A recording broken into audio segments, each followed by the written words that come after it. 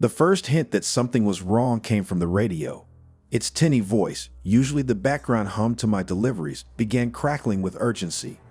Reports of mass protests, civil unrest, and violence painted a picture far removed from the tranquil early evening I had expected.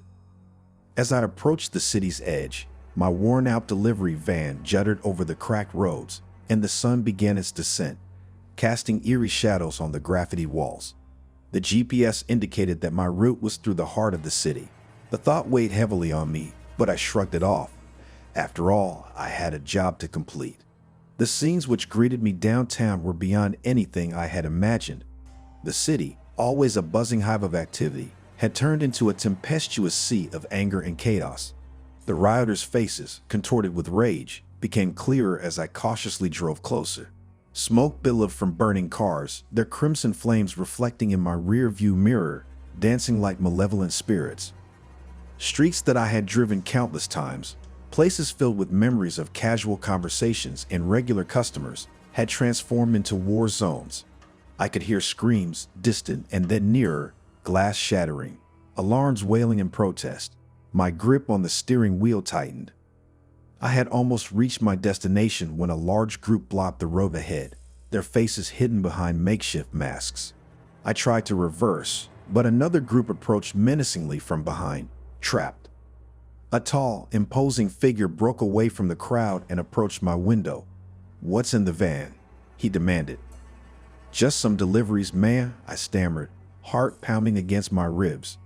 Suddenly, the back doors of my van were yanked open.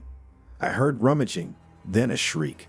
The figure at my window barked, "Everyone, back off." Confused, I turned to see a young woman no older than 20 emerging from the back of my van.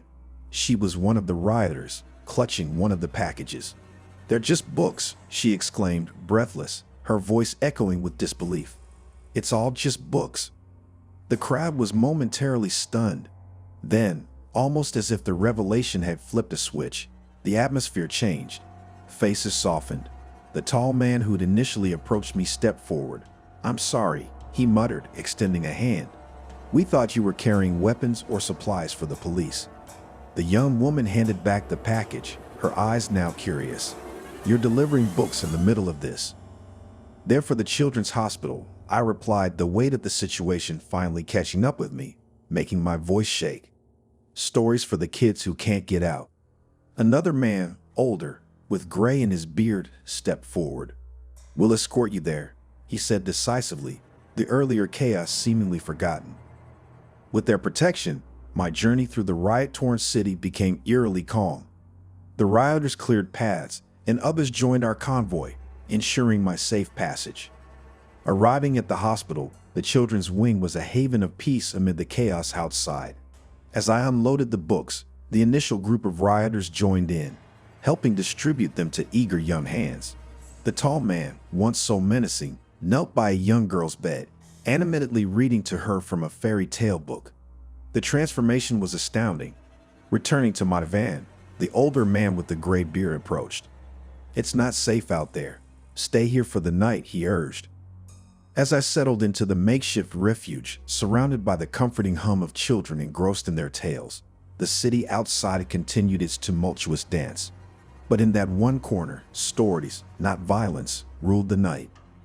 The next morning, the sun's first rays pierced through the smoky haze. With a heavy heart, I resumed my journey. The rioting had subsided, but its scars remained. The difference, though, was the message I carried. Even in our darkest moments, hope can light the way. The mountains had always called out to me. Their picturesque beauty and the solitude they provided was what my soul craved. After months of planning, the weekend was finally here. Me and 3 of my closest friends, Linda, Jake, and Hannah, had decided to go on a hiking trip. Our journey started on a bright and clear morning. The air was crisp with a hint of pine. The only sound, apart from our chatter, was the crunch of leaves and twigs beneath our boots. By noon, we had reached our camping spot, a beautiful clearing surrounded by tall trees, overlooking a calm blue lake. As the day progressed, Jake began setting up the tents while Linda and I gathered firewood. Hannah decided to take a swim, but even in the midst of this idyllic setting, something felt off. I caught a whiff of a strong, unfamiliar scent. I turned around to see a man standing at the edge of our campsite, watching us intently. "Can we help you?" I called out, trying to mask the unease in my voice. He didn't say anything at first, just stared, and then in a low, gravelly voice, he said, "You shouldn't be here." With that, he disappeared into the woods. By evening, we were all seated around the campfire, trying to shrug off the unease. The unknown man's words played on repeat in my mind, but I kept telling myself he was just a local not used to visitors. However, as darkness blanketed the forest, the stillness was broken by another scent, the unmistakable smell of smoke. At first, it was faint, but it grew stronger, signaling a wildfire was approaching. Panicking, Jake suggested we pack up and leave, but the smoke was thickening quickly, reducing visibility. As we fumbled in the dark, I felt a firm grip on my arm. It was the man from earlier. His eyes looked wild, and in the dim light, I could see a blood-stained knife in his hand. "You shouldn't have come," he whispered menacingly, pushing me towards the fire. I screamed, alerting the others. In the chaos, the scent of smoke grew stronger, and the glow from the approaching wildfire was now evident. Jake tackled the man, struggling to disarm him, while Linda and Hannah tried to gather our belongings. My heart raced between the man's crazed demeanor and the approaching wildfire, our lives hung in the balance.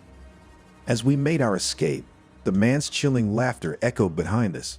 "You can run, but the flames will get you." Navigating through the thick smoke, we scrambled down the mountain.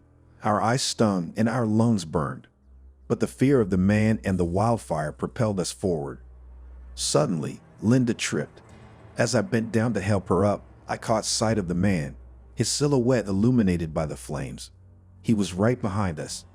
With adrenaline pumping through our veins, we reached a small creek. The water was our only hope to fend off the fire and the man.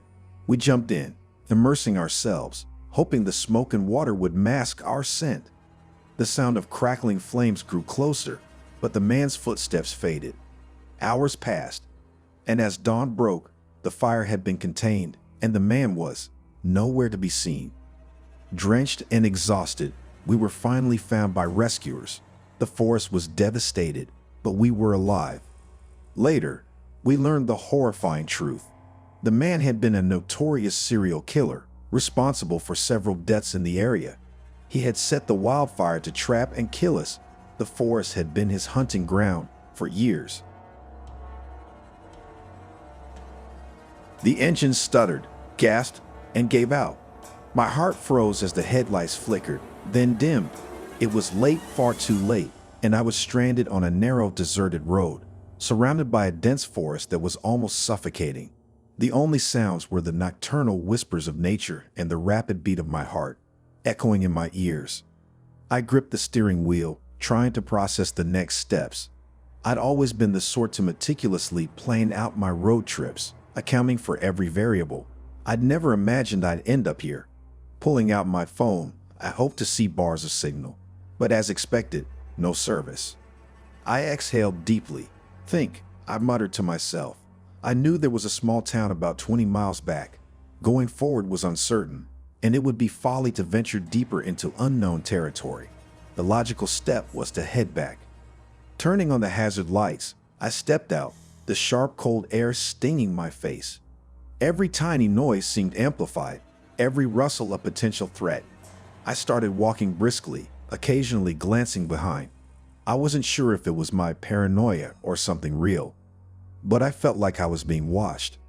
About 2 miles in, headlights approached. The relief was immense. Finally, I thought, someone can give me a lift. But as the car neared, it slowed down, almost crawling past me. Inside, I could make out a dark silhouette. The car didn't stop, but there was something profoundly unsettling about that slow drive-by. The back of my neck tingled as I watched the car's red taillights grow smaller in the distance. 10 minutes later, the same car came back from the direction I was heading. It slowed down, crawling again as it passed me. Panic set in. Why was this car patrolling this desolate road? My instincts screamed at me. I dove into the trees, trying to keep my breath quiet. The car stopped right where I'd been standing. The door creaked open. Silence. Moments felt like hours. Then I heard footsteps shuffling through the gravel. "He's gone," a deep voice rumbled. Another voice, raspy and cold, responded, "We'll find him." My mind raced, calculating odds, outcomes, risks. Should I make a run for it? Should I wait? But then a light shone through the trees. A flashlight. They were searching for me. Determined to avoid detection, I began moving deeper into the woods. I tried to move silently, avoiding twigs, but every rustle and snap seemed deafening. After what felt like hours, the faint sound of a distant highway reached my ears. Elated, I picked up my pace, desperate to reach safety. Suddenly, the ground gave way beneath me. I tumbled down a sharp incline, my world a blur of pain and fear. When I finally came to a stop, I was at the bottom of a ditch. My leg throbbed, and I realized with a sinking feeling that I had twisted my ankle. Forcing myself to stand, I limped towards the highway sounds. Just as the road came into view, headlights illuminated the area. The same car. My heart sank. I prepared for the worst. As the car neared, the window rolled down, but to my shock, it wasn't the strangers from before. A familiar face looked out. "Dave?" My voice was barely a whisper. "John? What the hell are you doing out here?" Dave was an old college buddy. I quickly relayed my ordeal. He looked horrified.